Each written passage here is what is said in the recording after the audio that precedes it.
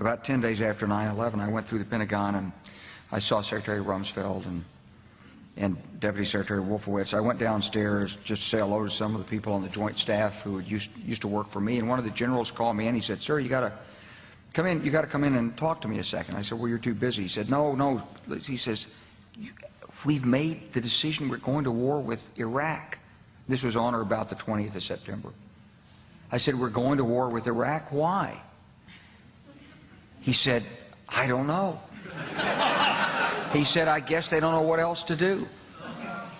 So I said, "Well, did they find some information connecting Saddam to Al-Qaeda?" He said, No. He says, "There's nothing new that way. They've just made the decision to go to war with Iraq."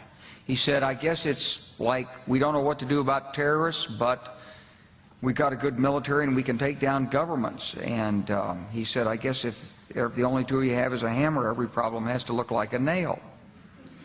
So I came back to see him a few weeks later, and by that time we were bombing in Afghanistan. I said, "Are we still going to war with Iraq?" And he said, "Oh, it's worse than that."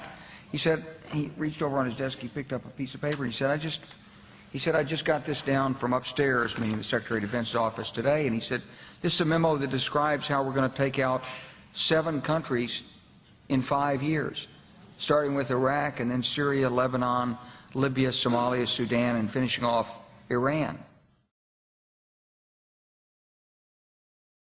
The truth is about the Middle East is, had there been no oil there, it would be like Africa. Nobody is threatening to intervene in Africa. The problem is the opposite. We keep asking for people to intervene and stop it.